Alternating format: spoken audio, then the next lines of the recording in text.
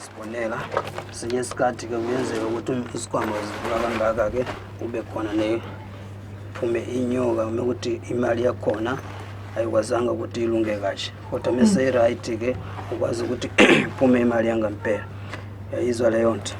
Ngiyakuzwa mkhulu. So ngizokukhombisa ukuthi nawe ke ubone ukuthi umsebenzi wami ngushaya kanjani.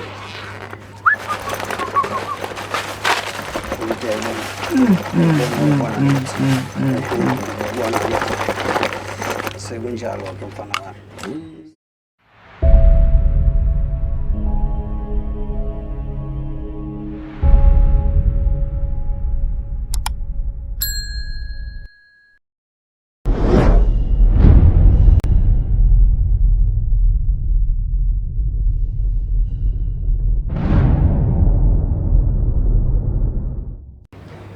Sikubingelele babukeli bensakazo TV1 nomlandeli ohlelo siyathokoza emakhosini igama lami uNkosi Sibongo kwaMgadi. Namhlanje ngisejuleni, ngisendumbeni, ngisenkabeni yedolobha eThekwini la sikhona esigodlweni ke esikhulu sidume kakhulu ngeimangaliso nezinto ezahlukahlukene. Kodwa ke mbukeli wensakazo TV1 namhlanje ngihamba nenkakha, ngihamba ke nenjula buchopho, ngihamba nobaba onamandla kakhulu makuza ezintweni zokuphila noma ke zobudokotela uqobo lakho. Dokotela ngiyakunikeza ithuba lokuthi ubingelele umbukeli wensakazo TV1. Ya sanibonani njani Dumelani molweni ukukhulumayo nobaba ayeye. Mkhulu baba ayeye. Ngiyathanda ukuthi sithi ungena kancane ebutheni ubani ngoba abantu abaningi mhlawumbe bayaqala ukubona siwathola ama calls kwacela ukuthi sicela usule nobaba la ezosikhombisa isimanga ekulokhulunywa ngaso wangakwazi ukusenza. Mangathi ngiyabuza mkhulu ukuthi yini umuntu angayificela esigodlweni okwazi ukuyenza noma ovunywe ngayo la ekhaya esigodlweni. Okay, ngiyabonga mfana wami ungibuza imibuzo njalo ke. Khona la ekhaya ngiyenza imali esheshayo. Yes. And ukunye ngiyakwazi ukuqinisa umuzi wakho. Noma kuba nenkinga injani ke mase kuza kumina ungakwazi ukuthi ufike uthola usizo uhambe sojabulile. Yebo kunjalo. Mkhulu masikhuluma ngemali esheshayo yiyo into ozosikhombisa namhlanje kodwa ngiyafisa ukubuza ukuthi makukhona umuntu othi nginento noma ngifuna into yenhlanhla la ekhaya yini angayithola la ekhaya zikhona igubhu ikhona ithwalo yini ekhona la ekhaya. Ikhona isigubhu semali la ekhaya ukhona lo mthwalo okhuluma ngawo futhi ikhona la ekhaya yonke into ongakwazi ukuthi uyayidinga ukuphumelele ngayo ke uze kumina uzokwazi ukuyithola baba. Yes. Mkhulu umuntu othi mina ngiyadukelwa izinto noma ngitshontshelwe into yakwazi ukubuyisa into umuntu mkhulu. Kunjalo baba mina ngiyakwazi ukubuyiza lezi zinto and within 45 minutes noma 30 minutes ngizokwazi ukuthi ngikubuyisele nawe ubone ukuthi izinto zakho zesiqondile sibuyile ekhaya. Yebo kunjalo. Umuntu othi mkhulu nginecala ngiyagwetshwa noma ngiboshiwe uyakwazi ukuthi umuntu kanjalo baba. Kunjalo baba nawe abantu vele ngikwazi ukuthi ngiwakhiphe ngimkhiphe noma icala lingakanani mina ngakwazi ukuthi ngikusize le icala ukuthi uphume ejele noma inkinga yakho iphele. Khulu ngiyajabula masikhuluma kanje ngoba abantu abaningi banembuzo yahlukahlukene bahlezi bebuza kodwa engithanda ukuthi ukusho njengamanje ngoba ngiyazi ukuthi lo mbukiso njengoba siudlala nje kusazovela isimanga esithizo uzosenzela sona kodwa before sifike khona mkhulu ngiyacela ukuthi umuntu othi mina nedatha elincane ngiyifisa inamba mkhulu mhlawumbe izophela idatha lami ngo9 number ngakwazi usinikeza inamba lothola kuyona mkhulu before sifika lo. Ngiyajabula khona lapho ke ufikile lapho ke mina umuntu mekuthi uyayidinga inamba yami ngizokwazi ukuthi ngiyibize khona lapha ke. Yes. Inamba yami mekuthi ufuna ukungifonela call straight no WhatsApp isebenza inamba iyodwa. Inamba yami ithi 0784 0784 77 10 40 egcineni. Angicubhile mkhulu. 0784 77 10 40 egcineni. Inombolo ka WhatsApp inamba ofonela yona futhi la. Iyona inamba ya WhatsApp and futhi inamba efoneleka ngayo. Umuntu mkhulu umathi mina ngicela ukuvideo call uvumelekile mkhulu ukuthi ebone ukuthi ukhuluma nawe ngempela. Kunjalo baba mina ngithanda ukuthi umuntu amfonele ngevideo call abe nokuqinisa ukuthi umuntu lo ngikhuluma naye uyena ngempela ngoba sinye isikhathi uyenzeka inamba yami abantu bayithathe vele bathi faka imali esitolo nani kodwa akuyena-ke ekugcineni uyakhala ukuthi ukhulu ngamfakela imali kodwa angikwazanga ukuthi ngiyithole usizo kunjalo baba. So ngiyathanda umuntu mekuthi uyakufonela nge-video call nginankinga nalokho futhi ngikwazi ukujabulela ukuthi sibonane afike khona la ekhaya athole usizo oludingalo. Baba ngiyacela ukuthi sigijime sekule nsebenzo engaka emise ngisho abantu eminyango ukuthi sicela sizoyibona ngoba sishiya abantu bemile bemulayini befuna ukuzosetshenzwa kodwa kwathi insayisiso TV1 ngicela nifike nizosikhombisa noma nizokuvezela isizwe nasi isimanga engikwazi ukusenza la ekhaya. Mkhulu ngizokunikeza nje ithuba lokuthi usitshele ukuthi yini lozoyenza mase uyasikhombisa la. Ngiyakuzwa mfana wami, uyabona lesikhwama lesi-ke lesikhwama sinalutho ngaphakathi. Ngizokwazi ukuthi ngikuvulele lesikhwama lesi-ke sizivule kanje ngoba nawe uyasibona uyayibona-ke and ngala uyazivala kanje uzivala kanje asinalutho lapho-ke baba. Ungibukisise kahle-ke akufuna ukuthi abantu bathi isimanga lesi asibona lesikhwama ngithi asibona ngaphakathi angithi uyasibona ya sinjalo-ke baba. And-ke uma ufuna ukuthi lesikhwama sibe nemali noma wena udinga imali engakanani ufuna ukuthi ibuye le mali ize kuwena ujabule siyenza kanjena ngishiya imbobo encane kanjena yasibona lesikhwama. So ngithatha lo mthalo wami ngithatha le ngibeka la emagcekeni kanje-ke phezu kwesikhwama kanjena. Ngithatha lo mphuphu lo ngufaka la ngaphakathi kanjena bese ufaka lo ngibiza lo ngitwakadaba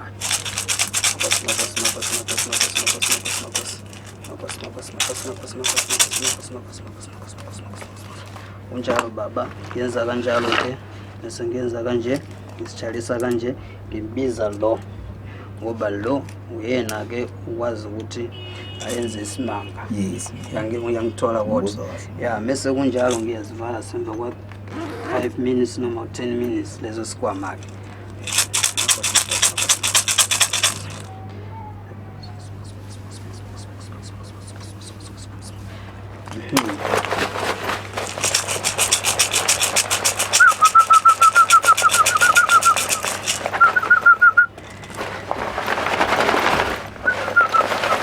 Sinjalo-ke baba bese ufika lesikhwama lelo uyazivula bese ngizivula lesikhwama ngithi ngikhombisile ukuthi ngekho lo CMs mkhulu manje ngithi uyasibona manje.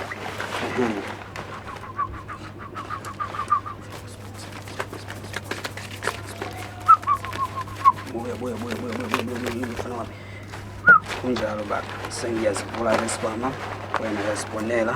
Sinye isikhathi-ke kuyenzeka ukuthi isikhwama uzivula kangaka-ke kube khona phume inyoka uma ukuthi imali yakhona ayikwazanga ukuthi ilunge kahle kodwa mese i-right-ke ukwazi ukuthi phume imali yangempela. Yayizwa leyo nto. Ngiyakuzwa So ngizokukhombisa ukuthi nawe-ke ubone ukuthi umsebenzi wami ngiwushaya kanjani.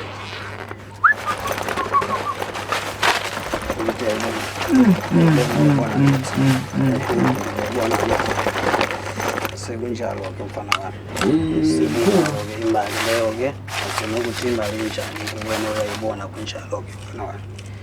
Imali mkhulu imali ngempela mkhulu iyona mfana wami-ke ungakwazi ukuyithatha uhambe uyoyithesta uyibone-ke uhambe ekhaya imali bese uyibonile ukuthi iyasebenza. Sekunjalo mfana wami. mkhulu lo msebenzi umuntu angayibuza ukuthi le mali ukwazi ukuyenza izifike kumalini. Imali la ekhaya ngikwazi ukuyenza kusuka ku-100,000 izokufika ku-15 million noma 70 million ngikwazi ukuyenzela as long as ukuthi siyavumelana ukuthi le imali-ke bese ngikuyenzelile uyisebenzisa kanjani kunjalo. Khona mkhulu imigomo ohamba nayo noma into oyenzayo before wenze lo msebenzi lo noma yini athi umuntu mayeza la esigodlweni kuthiwa ezokwenza le mali kukhona okuthiza fanele kwenze ekhaya noma yonke into yenziwa la ekhaya esigodlweni? Cha, yonke into yenziwa la ekhaya. Lo msebenzi wami angikwazi ukuthwala angikwazi ukusebenzisa igazi lomuntu. Sisebenzisa imali right, imali siphila ngayo la emhlabeni. Ngibone ukusheshsha mkhulu akuphela ngisho u5 minutes amadoda esebenza elanda imali kunjalo. Umuntu mezonza lo msebenzi lona khona ukuthi uzohlala izinsuku la eThekwini noma uzovela nje efike umsebenzi ekujebule emuva? Ngiyabonga umbuzo wakho umnandi kanjani. Ngiyawuthanda umuntu umbuza njengawe-ke umsebenzi wami umuntu mesofika kumina ungakwazi ukuthi uthathe u-30 minutes noma u-45 minutes ukuze ukuthi ubuye nenkinga lo ufike ngayo bese u-right ujabulile. So mkhulu bengabuza ukuthi njoba la sibona isikhwama siyabona ikhona izinto lesigodlweni ukhona okuthize okwazi ukwenza uhambe nemali yamamiliyoni yaphezulu mase kuba khona okuncane okwazi ukwenza ukuthi ukhombise umuntu ukuthi umsebenzi wenziwa kanjani. Umuntu othi mina mkhulu ngifuna imali nje encane umsebenzi omenzela wona lo. Ngiyabonga kakhulu umuntu ngikwazi ukungiyenzela imali encane kodwa ke incane yakhona isuka from 100,000 ishona phezulu. Iyona lowest yakho leyo. Lowest yami 100,000 kuya phezulu. Yebo kodwa ngaphezulu ayikho limit as long as ukuthi wena ufuna malini udinga malini ukuthi le nkinga unazo ungakwazi ukuthi uphile ngazo. Yes. Mkhulu mangabuza ukuthi imali enjena uyakwazi ukuyifaka ebhenki noma uyakwazi ukuyithumela umuntu. Kunjalo uyakwazi ukuyisebenzisa ukuyithumela ebhenki uyibeke khona ungakwazi ukuyibekela enjini and futhi uyakwazi ukuthi uthathe leyo mali ke uyithumele umuntu iyasetshenzwa leyo. Kunjalo.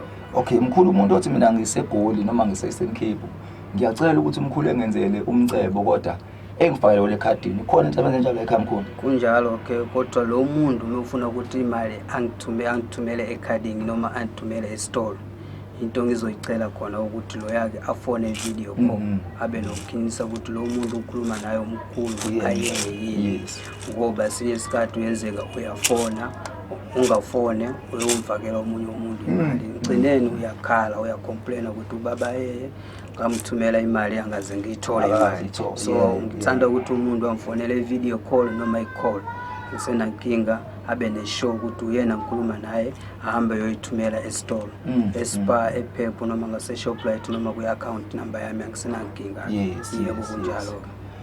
Mkhulu sizothatha nje ithuba sibonge naye imali igcwele phansi umsebenzi onjena sisubonile uwenza phambi kwethu sibhekile nababukeli futhi bebuka futhi asicisha camera siphosa ngalutho yonke lento esiyenzela siyenze abantu bebuka. Mkhulu engizocela nje ungenzele wona ukugcina ngci baba inombolo namazwi nje akho okugcina ukuthi umuntu ofuna lensebenzo akenze njani.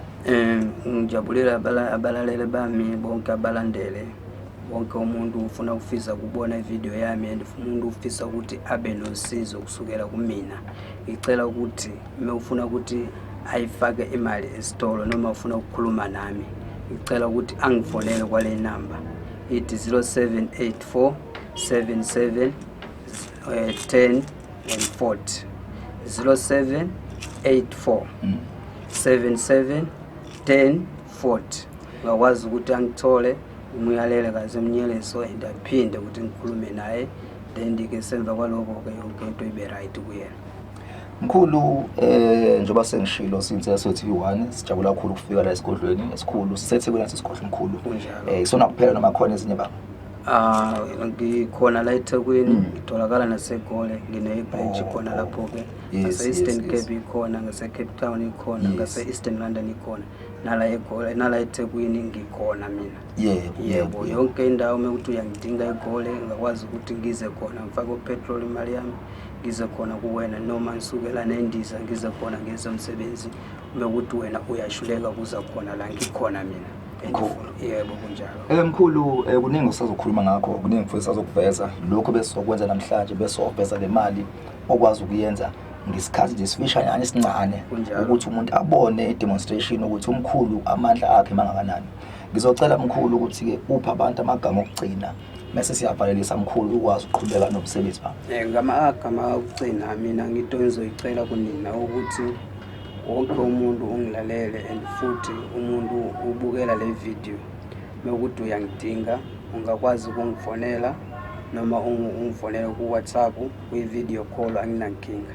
And ngikuthela ukuthi mekuthi uyofuna ufaka imali ungayifake before ungafone kumina kumele ukhiniseke ukuthi ufonela mina then imali uyayifaka noma mewufuna kuza kumina ufone ukuthi izofika usuku oluthile ngekhathi ethile anginankinga nalokho ngizokwazi ukuthi ngikusize. Bukeli wenseso TV1 na umlandeli ohlelo sathoza emakhosini sesibonile isimanga nayo imali iyona nje impela futhi iyasebenza uthi umkhulu uma uyidinga fona sondela kuyena uzokwenza umcebo wakho nawe uhambe uyolungisa indaba noma inkinga zomndeni. Mkhulu siyabonga kakhulu ithuba osinikeze nasintsini TV1. Ngiyathemba ukuthi sakuningi saloko sikuveza ngoba kuningi vele okukhona esigodlweni esisafanele sikulethele abantu bezokubona. Ubonga mina mkhulu kakhulu, ubonga komuntu wonke umuntu uzothatha isikhathi ukuyibukela ivideo yami. Khona lapho-ke ngiyajabula kakhulu. Sithembe ukuthi yonke into izohamba kahle. Umuntu udinga usizo afike kumina, ubaba ayeye ukhona, akanankinga, ungamfonela noma sikhathini uthandayo. Ifoni yakhe ayivalekile nje. Yebo kunjalo-ke, ngithokoza kakhulu. Amen. Makhosi.